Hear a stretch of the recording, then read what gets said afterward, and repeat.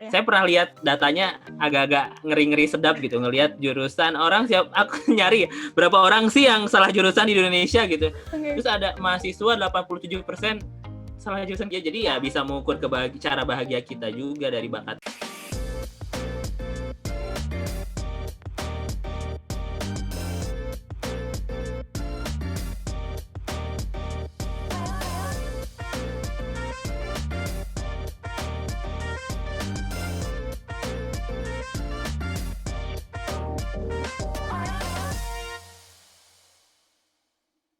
Yuk, assalamualaikum warahmatullahi wabarakatuh. Waalaikumsalam warahmatullahi wabarakatuh. Kang Faisal dari talent mapping, jadi praktisi talent mapping. Banyak sekali yang nanya gini, saya tuh potensinya teh apa sih? Oke. Saya tuh tahu seneng hobi A, misalnya hobi A. Tapi apakah itu cocok untuk nanti di kerjaan? Ternyata jurusan saya juga berbeda jauh dengan hobinya gitu. Sebenarnya itu gimana sih Kang Faisal kalau begitu gitu? Ya. Bismillahirrahmanirrahim. Jadi memang Teh Novi, kita tuh mengartikan bakat itu kadang bias ya. Jadi ini masih dalam sudut pandang budaya aja. Misalkan bakatnya apa? Bakatnya nyanyi. Ya kan? Bakatnya apa? Bakatnya main bola. Bakatnya apa?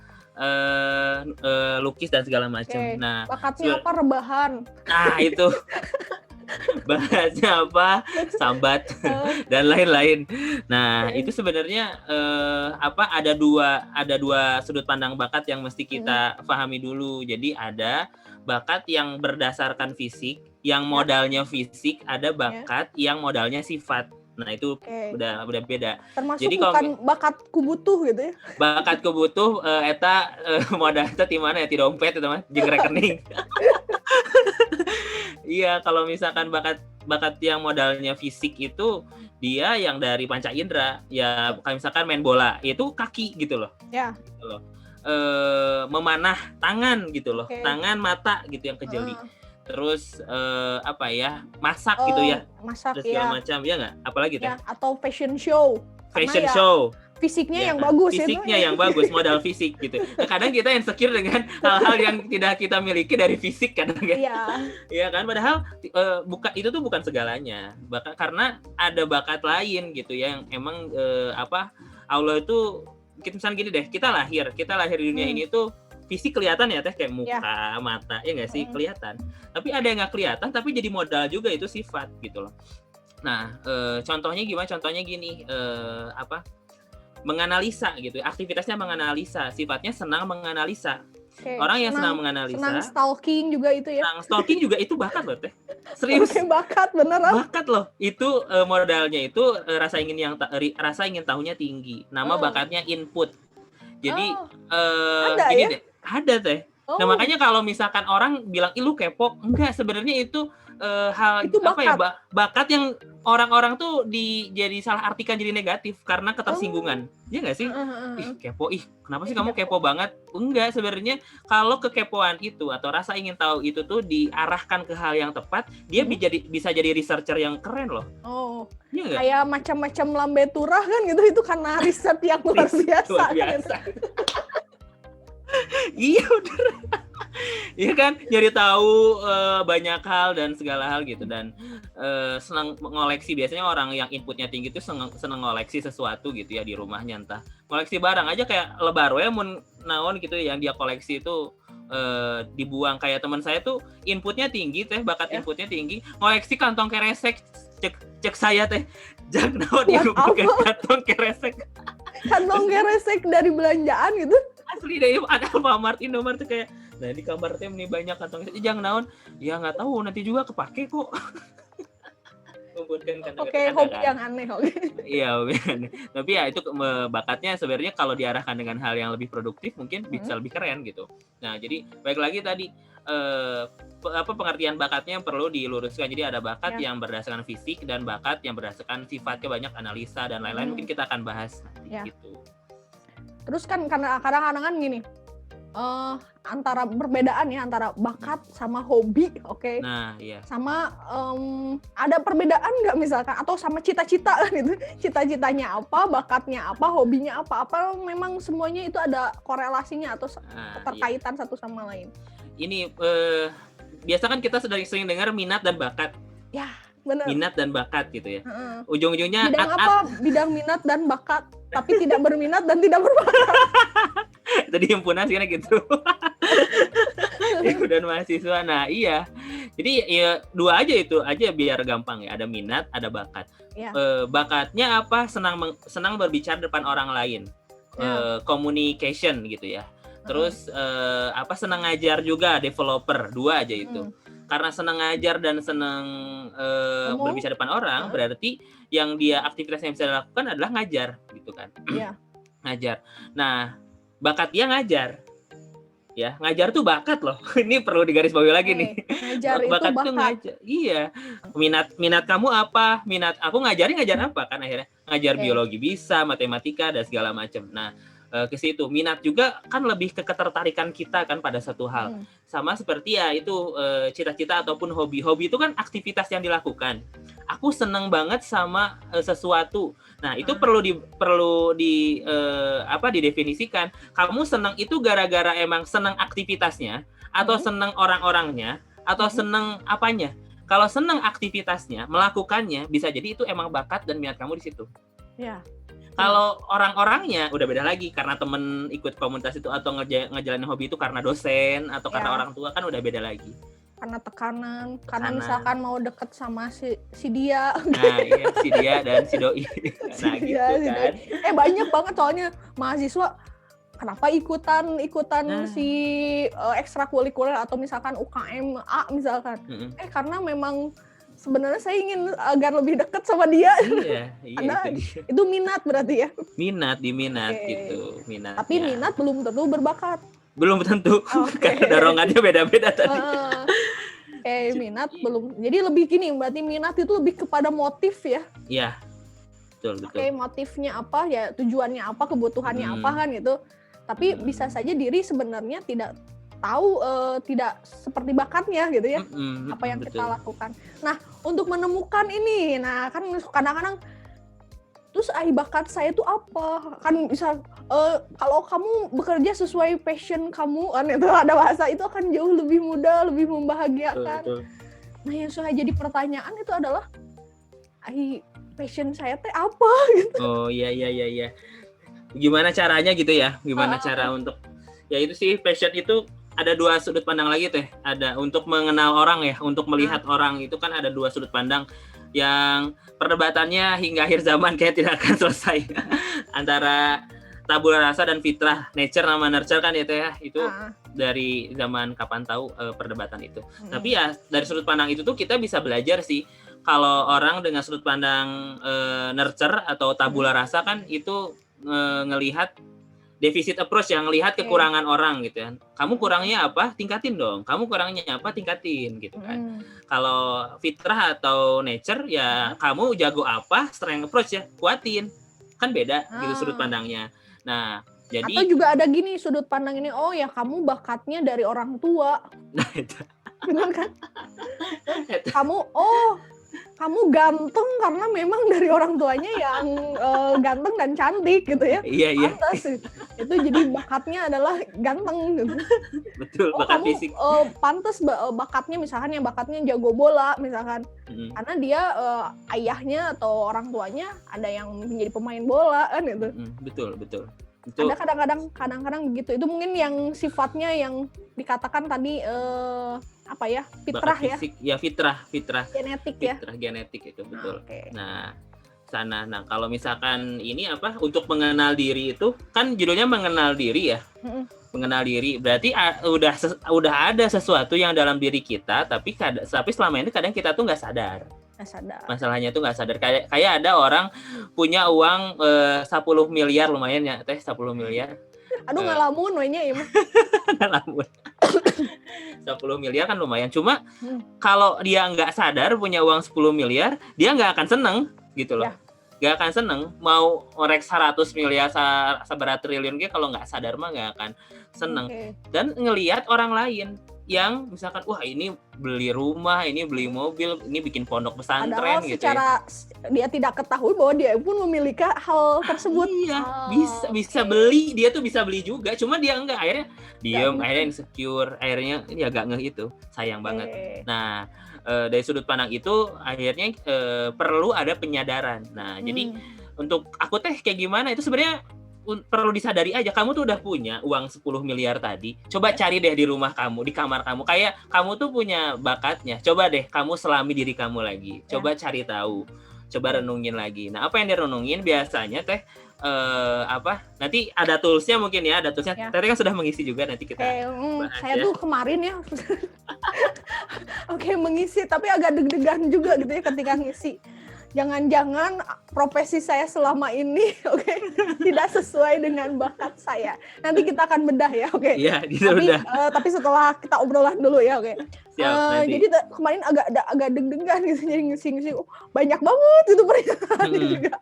Ini nanti saya bicarakan lah kemarin apa yang ditanyakannya, kemudian ngisinya. Jadi benar-benar saya ngisinya rada-rada tarik ke mikir, merenung. Saya teh nu mana gitu ya. Nah, tapi gini Kang, kalau berkenaan tadi dengan bakat, ada yang genetik kan gitu ya, ada yang ya berpaham ya, berpaham bahwa bakat itu dari genetik, ada juga yang berpaham bahwa bakat itu bisa diolah, bakat itu bisa dihasilkan dari lingkungan sekitar, Betul. Kan ada istilah kalau dalam satu hadis ya, salah satu kullu mauludin yuladu al fitrah, kemudian yang membuat dia kalau ke agama ya Majusi, Nasrani, Yahudi itu karena orang tua atau generalnya itu lingkungan. Begitu nggak sama bakat gitu? Jadi gini, bakat itu kita definisin arti sekarang ya, arti bakat. Tadi kan bakat itu ada dua, ada fisik, ada yang emang sifat gitu ya. Nah, bakat itu apa sih? Bakat itu menurut penelitian dari Gallup Research Global Institute, itu perusahaan riset yang emang besar di Amerika, neliti 1 juta orang teh ya, 1 juta orang. Kalau sekarang kan neliti Google Form ya. Share form. Sangat gampang sekali gitu ya. Kalau dulu kebayang gitu. Kebayang, 1 juta orang itu 25 tahun. 25 tahun. 25 tahun. 25 tahun melakukan riset tersebut, kayak by name by address lagi gitu ya. Wah, itu ya makanya seru kan, 25 tahun. Manual banget gitu kan, 1 juta orang. Nah, yang diteliti itu manajer-manajer, karyawan dan segala macam. Mengeluarkan sebuah hasil bahwasanya setiap orang itu punya 34 karakteristik sifat yang sama, tapi urutannya beda-beda. Nah, 34 bakat. Nanti dari 34 bakat itu bisa di-track peran dari 30 bakat itu 34 bakat itu ke 30 peran, nanti diliatin bedanya apa. Tapi yang jelas definisi secara secara penelitiannya, bakat itu diartikan pola perilaku, pola perasaan, pola berpikir yang terus berulang-ulang dan produktif. Dan bisa produktif gitu, dan perlu produktif. Kalau berulang-ulang itu bisa jadi non produktif kan, sayang banget gitu. Nah, jadi karena dia emang sebenarnya itu tuh bakat, karakteristik yang ada dalam diri kita tuh karena berulang-ulang terus ada sejak kita sebenarnya kecil, itu tuh sebenarnya udah ada dalam diri kita teh. Udah ada dalam diri kita bakat sifatnya ya, bakat sifat. Kalau fisik ada mirip, hidungnya mirip ya kayak bapaknya gitu. Kalau ini mirip ya, gantengnya mirip kayak emaknya atau gimana lah gitu kan, bisa kalau seperti itu. Kalau karakter kayak gini bohongnya sama kalau sifat kok ngambeknya gitu sama ya, pernah ya gitu. Jadi banyak kejadian, misalkan keponakan saya itu mirip sama kakak saya kalau ngambeknya gitu. Nah itu mungkin ada kesalahan atau enggak ada secara fitrah. Secara fitrah, karena berbicara fitrah ada di Al-Isra ayat 84 itu disebutkan ada 2 kata di sana, ada Syakila dan Sabila. Jadi ada setiap Syakila, ada Sabila. Itu Sabila. Kalau Syakila itu manusia sebenarnya udah ada pembawaannya masing-masing. Pembawaan masing-masing, dan itu gift dari Allah, itu dikasih dari Allah. Jadi sebenarnya orang lahir itu selain kelihatan hidung, mata, telinga, bakat udah ada. Cuma kualitas bakatnya ini bergantung pada lingkungan. Nah, jadi lingkungan itu bukan membentuk tapi menyadarkan dan menambah value, mengaktifasi. Nah, gitu loh. Mengaktifasi. Jadi misalkan ada orang yang emang secara keturunan dia tuh pebisnis. Ya, itu lingkungan itu tuh mewarnai jadi ya itu added value aja, mengaktifasi. Kalaupun anaknya memang tidak ada bakat-bakat yang merujuk pada bisnis, dia akan denial. Dia akan denial. Berapa banyak sekarang keturunan dokter, anaknya nggak mau jadi dokter. Benar. Berapa banyak sekarang keturunan para ulama kiai, anaknya nggak mau nurusin pondoknya. Benar. Karena ya agak relate ya Teh. Nah, karena kenapa aku tersenyum karena agak relate. Karena memang ada bakat-bakat yang tidak terpenuhi di aktivitas-aktivitas yang emang diturunkan. Nah, gitu ya. Mungkin itu manajemen manajemen, pernah saya tuh mau mengkaji sebuah manajemen dinasti. Dinasti. Emang karena kan keren ya, dinasti pondok apa, dinasti yayasan apa gitu. Pernah, dan terputus gara-gara gue nggak passion di sana. Aduh, sayang banget. Nah, ya tuh balik lagi ke yang fitrah tadi ya. Memang pada dasarnya itu Allah tuh udah ngasih ke kita, terus kita perlu sadari, terus ya udah gitu disadari dengan lingkungan yang mengaktifasi. Jadi kalau misalnya ditanya gimana cara mudahnya untuk mengenal diri, itu adalah dengan perbanyak proses itu aja Teh. Proses. Jadi kayak gini deh, aku tuh orang kayak gimana ya?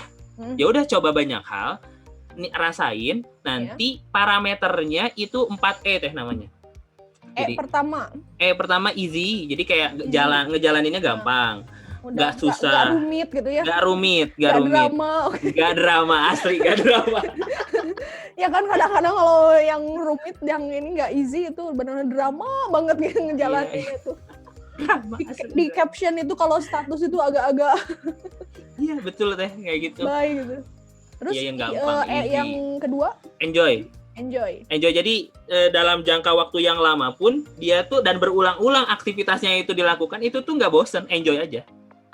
Iya. Sampai ada kata-katanya biasanya, aku tuh nggak tahu, punya kepuasan tersendiri aja. Nah itu tuh tanda-tanda itu tuh emang bakat kamu di situ. Gitu. Jadi benar-benar menikmati itu, kadang-kadang ya keluar uang yang luar biasa, ada waktu yang luar biasa. Kadang-kadang saya lihat misalnya orang yang mancing gitu ya, suka gak habis pikir gitu ya, ngapain sih buang-buang waktu? Dorongan mancingnya tuh apa? Karena pertemanan? Ya. Atau emang apa, kan banyak gitu kan. Cuma kalau udah emang ada bakat yang tersentil aja atau terpenuhi aja di situ, wah udah timeless dah. Udah mau tengah malam, wah Masya Allah. Mau jam berapapun gitu, it's okay gitu. Berarti enjoy, karena enjoy. Enjoy, easy, nah gitu. Sampai ada kata, ya itu tadi, udah lupa waktu. Yang ketiga itu excellent. Bagus hasilnya. Nah, excellent ini kadang kita sulit untuk mengukur. Sulit mengukur. Jadi kayak aku tuh emang bagus di situ, aku mah ngerasa biasa aja deh gitu. Iya. Kamu jago soal public speakingnya, biasa aja kali. Nah, biasanya orang lain yang nilai. Excellent itu orang lain yang nilai. Validasinya dari eksternal. Gitu. Dan ada potensi. Tapi gimana kalau misalnya tadi denial, enggak, biasa aja, menurut saya mah B aja gitu. Karena itu saya dia. Biasa, tapi ada denial gitu. Nah, iya, nggak apa-apa. Excellent dengan denial itu. Nggak apa-apa. Lama-lama paham sendiri. Yang penting itu dua ini. Kalau confirm ke diri itu minimal easy sama enjoy deh. Kita nggak nerima kebagusan excellent kita, itu nggak apa-apa. Orang lain yang nilai. Cuma itu tanda gitu. Ada orang yang confirm, excellent loh di sini. Oh berarti udah masuk nih tiga udah terpenuhi nih 3. Nah gitu aja. Ada aku ngerasa orang yang kalau masak gitu ya, tanpa dicicipi atau apapun, misalkan, kok enak gini, berarti sebenarnya excellent di bidang itu. Excellent. Ya udah, dia biasa aja gitu, nggak ini hal yang lumrah gitu. Nah itu dia, banyaknya orang yang nggak sadar sama bakat dia karena dia ngerasa biasa aja. Itu Teh masalahnya. Ini bagus, enggak biasa aja. Dulu saya ngerasa misalkan untuk public speaking gampang kali ngomong di mic di depan orang gampang. Tahu-tahu saya sadar ketika saya ngajar public speaking, nih orang-orang kok susah. ternyata bakatnya bukan di sini gitu loh. Oh iya, baru sadar. Tidak semua orang mudah. Oke. Orang mudah. Ya, saya juga gitu. Ya tuh gampang loh gini tuh. Kadang-kadang ngegampangin ya. Nah, ngegampangin orang.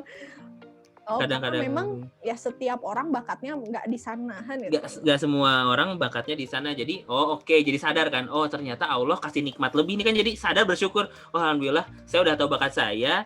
Jadi saya nggak apa-apa. Saya nggak sadari keekselenan itu. Ya, tapi orang lain yang nilai ya nggak masalah. Jadi terpenuhilah gitu. Ya. Itu yang ketiga. Terus yang keempat?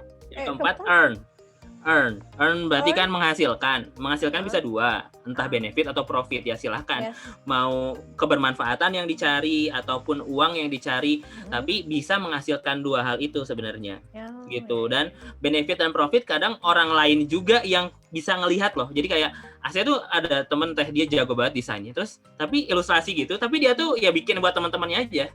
Aku bilang ini bisa loh jadi cuan, ini bisa dijual loh gitu kan. Kadang orang lain juga yang emang confirm gitu. Nah, seperti itu. Jadi benefit juga nggak pede kan. Enggak ini saya hanya hobi aja. Kalau dicuankan takut orang banyak kecewa. Banyak loh, karena mahasiswa saya pun begitu. Rata-rata nggak pede dengan hasilnya sehingga tidak mau diprofesionalismekan gitu ya, diprofesionalkan gitu. Ya, betul Teh. Nah, itu dia menariknya. Jadi balik lagi ke penyadaran tadi, Ya, jadi jalani aktivitas banyak aja proses. Jadi biasanya orang salah jurusan gitu ya. Saya pernah lihat datanya agak-agak ngeri-ngeri sedap gitu, ngelihat jurusan orang aku nyari berapa orang sih yang salah jurusan di Indonesia gitu. Terus ada mahasiswa 87% salah jurusan, kayak aduh kalau ayah 10 jalma gitunya 8 lebih kayak salah nanti rasa salah jurusan. Jadi 90%. Iya kan, hampir 90%. 90% ya Allah, orang yang salah jurusan. Karena banyak orang yang agak bingung itu ketika menentukan jurusan di perkuliahan. Betul. Nah, sebenarnya apa yang harus dilakukan ketika mau mengukur bakat kita apa, jurusannya kita tuh harusnya seperti apa gitu. Mantap, pertanyaannya bagus. Nah, emang nggak salah ngobrol sama Bu dosen emang. Nah, jadi emang gini Teh, itulah ya tadi yang saya bilang Syakila sama Sabila. Syakila itu bentukan diri, Sabila tuh jalan. Nah, kayak bentukan dirinya segitiga, jalannya kotak, ini nggak nyambung, nggak masuk, nggak match. Nah, sekarang orang-orang lebih milih Sabila dulu daripada milih Syakila.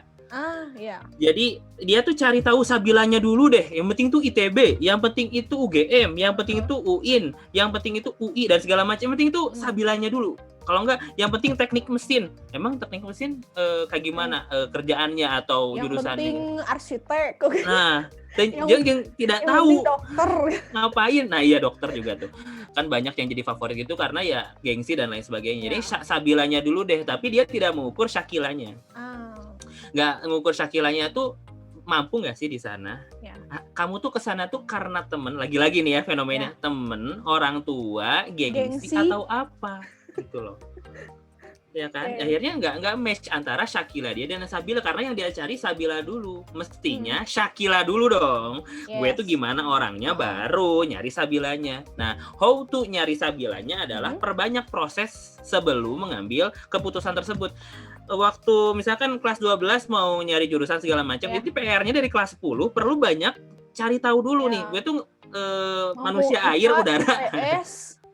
Indonesia, nanti bahasa, kemudian apalagi kan gitu banyak. Kalau di SMK lebih banyak lagi kan. Wah, iya itu dia. Nah itu dia PR-nya tuh waktu SMA, cari aktivitas yang banyak, yang lagi-lagi merujuk yang emang merujuk ke beberapa jurusan. Misalkan mau dari kelas 10 tuh aku belum tahu sama sekali nih, blank. Ya udah, coba aja banyak hal misalkan minimal di organisasi kan itu banyak aktivitas ya Teh ya. Mau jadi sekretaris, mau jadi apa, coba aja sampai nemu 4E. Nah, nanti dari 4E itu udah tahu konsep besarnya, nanti ditabrakin ke aktivitas jurusan yang mungkin kita akan cari. Jadi contoh nanti kan bisa nanya ke guru BK-nya atau ke siapanya gitu ya di sekolah. Sama seperti saya tuh kalau punya murid Teh, gini, kelas 12 nih. Kan saya mau jurusannya apa? Saya kasih PR. Karena kepala sekolah ya Anda. Ya dimanapun lah anak-anak kelas 12. Terus mereka ini saya kasih PR. Kamu mau jurusan apa? Yang kebayang kelihatannya keren, seru gitu dulu aja ya, biar mereka kebayang kan. Oh, jurusan A, misalkan jurusan psikologi. Oke, jurusan psikologi ya. Saya kasih PR 1 bulan untuk cari tahu aktivitas apa aja sih psikologi, bukan mata kuliahnya teh, tapi aktivitasnya gitu. Jadi nanti teh jadi mahasiswa psikologi teh ngapain aja? Oh, ternyata observasi, bikin segala macam. Hal-hal itu yang mungkin yang harus perlu tahu, lebih diketahui. Jadi jangan lihat gelarnya, nanti jadi psikolog tahu karakter orang, itu tuh ada prosesnya. Iya, nah proses itu harus dikasih tahu. Iya. Jadi dokter itu 24 jam mereka kadang-kadang harus meneliti yang sel-sel kecil yang kayak gitu. Sanggup nggak gitu? Nah, itu PR-nya. Jadi tahu dulu detail aktivitasnya. Habis itu biasanya 1 bulan selanjutnya kita ya masing-masing tapi ya dengan cara apapun, kalau enggak kita cari mentor buat simulasi gitu. Simulasi hal-hal kayak gitu. Kamu mampu nggak, siap nggak? Ternyata aku 4E di situ. Gas gitu loh. Udah, kamu di jurusan itu. Kalau enggak, ya antara Syakil tadi sama Sabilnya. Kalau enggak ya udah cari lagi aktivitas lain. Kan kita mau nyari yang terbaik, ya nikmatin prosesnya. Terus ada nggak sebenarnya tool ya? Ada nggak sih tool yang bisa orang dapatkan, kan kalau menebak-nebak kadang-kadang ini potensi saya apa, ini kita juga menemukan secara sendirinya gitu. Kalau tadi Kang Faisal bilang temukan dulu itu, tapi ada nggak alat bantunya tuh? Nah, ya sebenarnya lebih ke alat mengonfirmasinya gitu ya. Ya, benar. Ya, alat mengonfirmasi. Kan tadi proses ya udah lakuin dulu, udah nyoba, tapi satu step galau lagi. Nah itu galau lagi. Gitu ya? Iya, betul. Udah oke. Bener nggak sih kan gitu, galau lagi. Iya. Nanya ke teman, kamu mah sebenarnya bakat ini, galau lagi. Ya itu bahayanya pertemanan tuh, kadang bisa memberikan informasi yang tidak sesuai. Kan gitu. Nah sebenarnya ada nggak sih tool atau alat bantu yang membantu untuk mengkonfirmasi bakat-bakat yang kita miliki gitu? Ya, jadi sebenarnya ada. Tadi kan saya ceritain talent mapping ya, talent mapping pemetaan bakat. Jadi ada alat untuk mengukur validasi diri sendiri. Jadi kayak self assessment gitu kan. Nah, self assessment itu ada namanya strength typology 30 ataupun ada talent mapping full assessment. Nah, kalau misalkan yang ST30 ini free access, cuma memang untuk interpretasinya mesti sama praktisi. Nah, itu bisa teman-teman akses dan ngisi, ada beberapa pertanyaan seperti itu. Dan nanti hasilnya itu bisa mengonfirmasi minimal aktivitas-aktivitas yang memang sesuai dengan diri kita gitu. Kalaupun nanti misalkan gini teh, ada banyak yang nanya, tes itu tuh bisa berubah nggak sih? Tes itu bisa berubah nggak? Nah, itu pasti ya default question. Kadang-kadang kan gini, misalkan di SMA pernah tes, SMP pernah tes, kuliah tes, lah kok beda-beda gitu hasilnya. Iya, betul. Bisa berbagai kemungkinan, bisa alat tesnya memang beda ya kan, alat tesnya beda, dan akhirnya variabel dan alat ukurnya pun berbeda. Ya, dan kemungkinan yang kedua ini yang lebih umum. Jadi karena kan tadi kita berbicaranya sudut pandang fitrah ya, dari sononya kita tuh udah dikasih bakat sama Allah gitu. Nah, jadi sebenarnya tes itu hasilnya bisa berubah. Tes itu bisa berubah. Tapi diri kita nggak bisa berubah. Bakatnya tuh yang nggak bisa berubah. Jadi kok bisa berubah sih hasilnya? Karena pengetahuan kita tentang diri kita yang berubah. Waktu SMP kita belum ngeh dan belum banyak proses, belum banyak aktivitas. Ketika kuliah udah banyak ikutin organisasi, banyak aktivitas, banyak proses, akhirnya bisa menjelaskan diri sendiri jadi lebih. Misalkan SMP mah anak rumahan, SMA udah mulai liar gitu. Kuliah apalagi gitu ya. Iya, banyak sekali yang dicoba kan gitu. Kalau di mahasiswa misalnya gini, mahasiswa baru terutama ya, mahasiswa baru ada organisasi coba gak cocok, pindah, jadi kutu loncat gitu ya, loncat di satu organisasi. Itu sebenarnya nggak apa-apa kan? Iya, nggak apa-apa malah. Itu bagus malah. Itu proses. Jadi Yang ini yang pasti yang tidak suka tuh orang-orang loyalis di organisasi tersebut. Oh, benar. Iya nggak? Dia udah berkhianat. Itu. Makanya saya punya satu tagline nih, kalau saya ngebina juga satu organisasi di kampus, saya punya satu tagline gini. Kalau dirasa nggak manfaat, silakan tinggalkan organisasi ini, cari yang benar-benar kamu itu bisa bermanfaat di sana gitu. Iya. Kalau misalkan ini tidak apa-apa, misalnya mau dia organisasi banyak atau meninggalkan si organisasi yang saya bina, itu nggak apa-apa, karena ya orang itu beda-beda loh, oke? Iya, Kontribusi itu beda-beda kan gitu.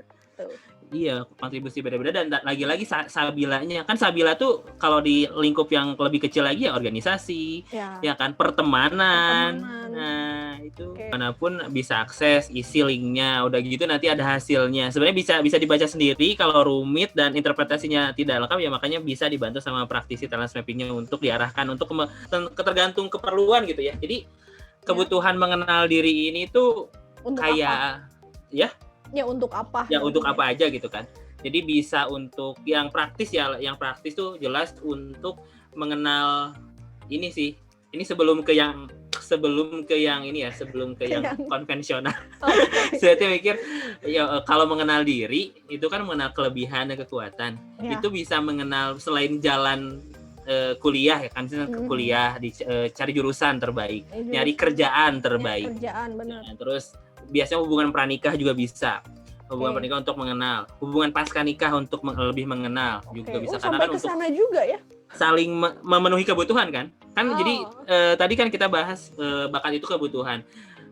Nikah ingin bahagia, ya penuhilah kebutuhannya. Ya kan, kebutuhan bakatnya. Sampai nikah dengan orang yang bertolak belakang banget gitu. Yang minimal tidak mengerti deh gitu, tidak mengerti. Karena poinnya itu untuk di talent mapping di pranikah. Jadi bukan karena wah bakat dia gini, aku gini nggak jodoh. Jadi ini tuh bukan di atas kertas, ini bukan parameter utama, tapi adanya di atas kertas bakat-bakat teman-teman ini hanya untuk saling memahami, itu aja. Saling memahami dan saling melengkapi satu sama lain. Gitu kan. Jadi kalau paham kan, misalkan di satu hubungan rumah tangga, istrinya atau suaminya misalkan hobinya, bakatnya sebenarnya diem aja di ngotak-ngatik ngotak-ngatik di laptop kan gitu. Ada orang-orang yang seperti itu. Kalau si istrinya nggak ngerti, ngapain sih suami saya gitu. Betul sekali. Itu bisa merusak rumah tangga. Ada case lain yang ini teh. Ini suaminya ngumpulin barang, terus gimana? Nggak berfaedah sekali. Ini menuhin rumah, sampah semua. Padahal dalam hati suaminya kan karena input senang ngumpulin. Ini kan bermanfaat kali. Ini kan bisa dipakai buat apa. Akhirnya guntreng karena nggak ngerti itu. Padahal kebutuhan bakatnya. Nah, itu untuk suami istri. Jadi, ataupun calon pasangan. Kadang-kadang si pertengkaran itu terjadi karena hal-hal tidak memahami bakat masing-masing. Betul sekali ya. Nah, itu yang saya baru tahu nih ada talent mapping untuk pranikah.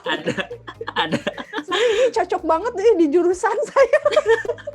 Ternyata ada untuk pranikah gitu. Pranikah ada. Baru tahu, dan itu sebenarnya bisa diaplikasikan. Ini banyak banget kan, bisa sekarang lagi digembor-gemborkan ya, bimbingan pranikah. Sedang digembor-gemborkan juga banyak kan sekarang kasus perceraian luar biasa ya, karena perceraian kadang tidak satu visi, tidak satu misi. Padahal mungkin karena ketidakpahaman terhadap bakat satu sama lain. Ya, karena gini kita misalkan deh, ada orang yang pranikahnya ya katakan memilih dengan pacaran. Ya. 9 tahun, 10 tahun. Tapi ujung-ujungnya setelah menikah hanya sebentar.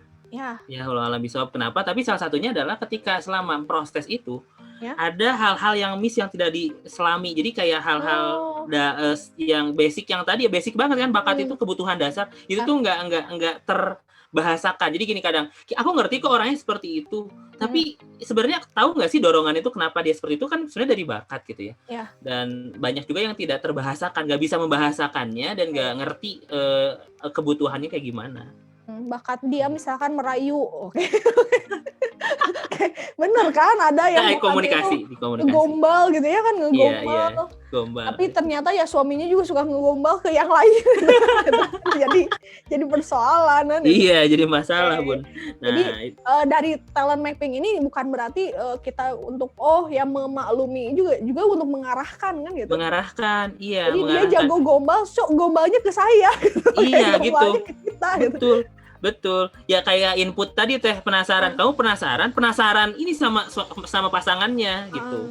Sama yang produktif. Kalau ke gosip-gosip kan akhirnya nggak produktif. Nah, jadi bakat itu tadi ya balik lagi perlu diarahkan ke hal yang produktif karena bisa nggak produktif dan itu sayang banget gitu. Dan selain pernikahan tadi bisa juga ke organisasi SDM biasanya di perusahaan.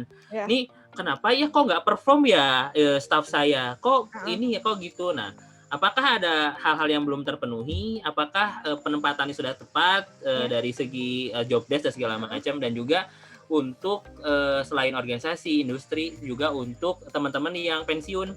Jadi pasca pensiun mereka mau aktivitas apa nih? Nah, bahkan seperti itu. Jadi kayak kadang ya orang saya mah udah umur 50 tahun jangan naonan kikieuan gitu. Benar. Ya, saya kadang-kadang saya berpikir saya ikutan kan usia saya 30. 30. Udah kepala 3 ya. Kepala 3 masih perlu gitu ya. Masih perlu gitu si talent mapping ini. Nah, sebenarnya jadi sampai pensiun pun iya. Masih perlu untuk mencari tahu aktivitas terbaik yang membuat bahagia. Kadang itu ya, kita nggak tahu cara kita bahagia gimana. Aku ikutin bahagia orang lain gitu ya. Misalkan gini aku pernah lihat di sebuah seminar gitu ya. Ada seorang selebgram atau selebriti gitulah yang benar-benar dipanuti sama orang-orang di sekitar situ, terus otomatis setiap kata-kata itu didengarkan dan jadi dipegang gitulah ya. Ditanya sama satu orang, Kak, gimana sih cara kakak bahagia? Nah, sama si orang lah ya. Nah, ditanya terus orangnya jawab. Jawab, saya tuh kalau senang saya traveling keluar kota sendirian, gini menikmati alam dan segala macam. Itu kan menginspirasi. Sekarang orangnya akhirnya diikuti. Ada jaminan nggak sama-sama bahagia? Belum tentu. Nah, bisa saja juga dompetnya beda-beda. Dompet beda. Dompetnya beda-beda. Dia senang ya nggak mikirin biayanya. Iya. Sendirian pula dia berani. Kalau kita misalkan mikir dulu kalau mau traveling ya malah jadi stres nanti ya. Iya, biayanya dari mana gitu. Belum tentu membuat bahagia. Jadi ya bisa mengukur cara bahagia kita juga dari bakat itu. Oh iya, saya udah di usaha sekian, berarti validasi gitu ya, untuk memvalidasi karena sudah ada datanya, validasinya bisa fokus ke titik-titik tertentu lebih dioptimalkan, selesai gitu. Jadi bukan untuk banting setir atau enggak, itu opsi. Mungkin ada beberapa yang emang memilih dengan cara seperti itu, tapi bukan itu ujungnya untuk lebih mengenal diri gitu. Jadi tadi selain misalnya jurusan, tentang pekerjaan, tentang nanti di masa pensiun, ada lain nggak selain talent mapping ini ya, di pranikah juga ada nggak hal yang lain? Ada. Guna lain gitu dengan kita mengikuti talent mapping ini? Lebih ke ini sih saya mikirnya, lebih ke ibadah. Jadi maksudnya gini, kita kan kita ini hidup ya ini ya pilihan gitu ya. Mau beribadahnya itu yang wajib aja atau ada ibadah-ibadah lain yang mau difokuskan. Jadi saya tuh selalu yakin dengan mengenal diri itu mengenal jalan terbaik kita untuk masuk surga gitu. Benar. Jadi apa sih ibadah yang mau difokusin gitu. Misalkan saya tuh seneng saya orangnya seneng berelasi sama orang. Orangnya relator, ada nama bakatnya relator. Seneng berelasi sama orang, seneng silaturahmi, seneng ketemu teman-teman yang saya udah kenal dan lain-lain. Itu bisa jadi ibadah kalau kita niatin ibadah silaturahmi, pemenuhan kebutuhan bakatnya dengan ibadah. Nah, gitu. Jadi ada satu ungkapan yang menyatakan man arafan nafsahu faqad arafa rabbahu. Siapa yang mengenal dirinya maka dia akan mengenal Tuhannya. Nah, gitu. Nah, arahnya kalau sudah kenal Tuhan kan berarti dia juga ibadahnya enjoy tadi, ibadahnya easy kan gitu. Iya, jadi kan enak. Ibadahnya kan? Excellent kan gitu. Nah, iya. Ibadahnya juga earn kan gitu. Iya.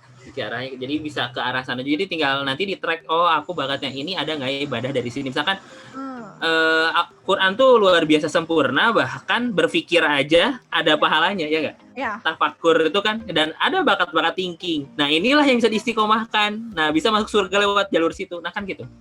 Kalau diniatkan ibadah. Berarti sebenarnya ya ini juga talent mapping ini ya untuk ya jalan kehidupan kita, bukan hanya hidup di dunia gitu, tapi hidup di akhirat juga.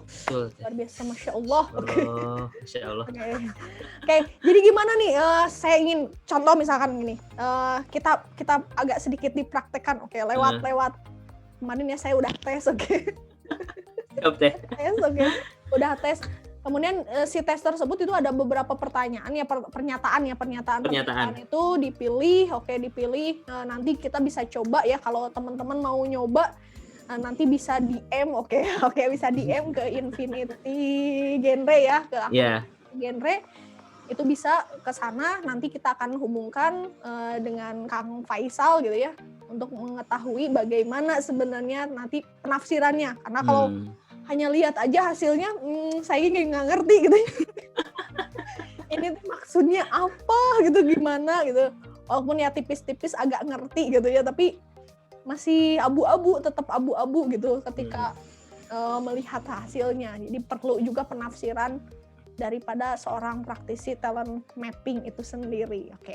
Nanti kita akan bantu, jadi di Infinity itu udah berkolaborasi nih sama Kang Faisal, jadi insya Allah kita bantu para remaja-remaja dimanapun berada mengatasi kegalauan, tentang fashionnya itu apa, saya tidak berfashion apa-apa gitu. Itu insya Allah kita bantu teman-teman untuk mencari jati dirinya, sehingga ya mudah-mudahan ini menjadi amal ibadah kita semuanya. Amin. Jadi gimana sih Kang tahapan-tahapannya? Tahapannya pertama tadi ya, ini banyak orang sekarang ya berpikirnya itu untuk jurusan ke pekerjaan. Nah itu dua aja dulu ya. Untuk jurusan dan pekerjaan. Berarti caranya pertama itu dulu ya, dengan tools yang tadi ngisi, ada hasilnya, ada hasil nanti bisa dikonsultasikan. Nah bisa gini taktiknya. Lagi-lagi kita perlu tahu di jurusan atau di kerjaan itu aktivitasnya apa. Nah, karena nanti di hasil tesnya itu nanti ada rekomendasi aktivitas. Karena balik lagi ke apa yang kita kerjakan. Apa yang kita kerjakan pasti balik lagi ke situ gitu. Nah, nanti di mix and match. Jadi nanti kita digabungkan, kita sesuaikan. Jadi untuk jurusan A, misalnya jurusan hubungan internasional, itu bakat yang perlu dipenuhinya adalah minimal bakat A, B, C, D. Nah gitu. Nah, cuma A doang atau B doang, C dan D-nya tidak terpenuhi. Siasatinya bagaimana? Nah, nanti akan ada seperti pekerjaan juga. Lulusan lulusan ilmu komunikasi, kamu mau kerja di mana? Mau di perfilman atau di TV, jadi apa? Sutradara misalkan. Aktivitas sutradara itu apa? Emang kelihatannya keren, jangan keren doang gitu. Runutin aktivitasnya apa? Kan gitu, ngarahinnya, arranging people, kan banyak gitu. Benar-benar harus benar-benar jauh ke depan ya ngelihatnya, visinya gini, gambarkannya benar-benar detail gitu. Nah itu Masya Allah. Nah itu juga perlu ditabrakin ke diri kita, kita gitu juga enggak gitu. Jangan sampai nanti ketika ngejalanin baru kaget, kok berat ya, kok aku ternyata nggak bisa di sini dan segala macam, padahal sebenarnya udah menggubu-gubu, uring-uringan, stres dan sebagainya. Nah ini sayang banget gitu. Tapi sebelum nanti dipraktekkan gini, kadang-kadang ini bakatnya gitu, tapi nggak menghasilkan nih. Nggak menghasilkan. Bakatnya kok saya nggak terhidupi gitu ya. Ini karena berpikirnya ya realistis ya. Ketika orang, walaupun ya kalau secara ideal ya, kuliah itu bukan untuk bekerja. Bekerja itu ya hanya bla bla bla dan sebagainya gitu. Tapi realistisnya ya kita punya satu kebutuhan yang harus dipenuhi, yaitu adalah ya dapat penghasilan dari pekerjaan tersebut. Nah, kaitan antara nih si bakat mapping kemudian ke penghasilan nih. Pertanyaan bagus. Gini teh. Ini mewakili sebenarnya keresahan-keresahan remaja di usia 1/4 kehidupan, oke. Ya, ada beberapa strategi ya yang saya selalu tawarkan ke teman-teman. Jadi strategi pertama adalah kalau misalkan kamu gimana ya? Kalau misalkan lingkungan dan diri kamu tidak menuntut ke arah yang realistis, maka jalani value hidup kamu. Ya itu tergantung ke orangnya ya. Misalkan ya aku ada kok penghasilan dari misalkan warisan atau dari mana gitu. Silahkan, bangga aja. Oke, ya kamu jalani aja aktivitas kamu walaupun nggak bercuan, nggak ada menghasilkan, tapi kamu seneng. Tapi kamu masih bisa makan, masih ya udah selesai. Kedua, butuh nih, nah baru nih masuk ke arah realistis. Ini nggak bisa hidup gimana? Nah, saya kasih opsinya gini. Kamu cari pekerjaan yang menghasilkan, ya, walaupun itu di luar passion kamu. Mau apapun itu, tapi menghasilkan, ya. Jalani itu, tapi di luar itu. Nah, di luar itu kamu lakukan sesuatu yang emang memenuhi bakat kamu. Oh iya. Entah di komunitas kah, entah punya bisnis sendiri apa. Ya, yang penting itu aman. Contoh misalkan gini, dia hobinya ngelukis. Kan lukisan cukup lama ya, oke. Ketika kejual juga memang mahal, tapi kan tidak sedikit maksudnya tidak banyak orang yang tahu tentang seni itu gitu ya. Betul.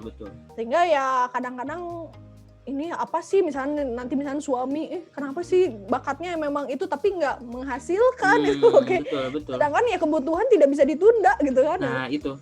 Jadi caranya gitu ya. Iya, disiasatinya dengan mencari aktivitas yang kalau misalkan ada kerjaan yang sesuai, good, dan ternyata lebih menghargai, ya bagus. Kayak mungkin masuk ke agensi atau masuk kemana, bagus. Tapi kalau udah nggak ada opsi yang sesuai dengan bakat dan penghasilan, berarti cara lainnya adalah dengan udah gawe aja dengan hal yang emang mampu yang di luar itu penuhi kebutuhan. Jadi ibarat kata kalau kita ngelakuin sesuatu karena bakat kita itu kayak ngecas terus loh teh, ngecas ya kayak pakai laptop terus dicas laptopnya.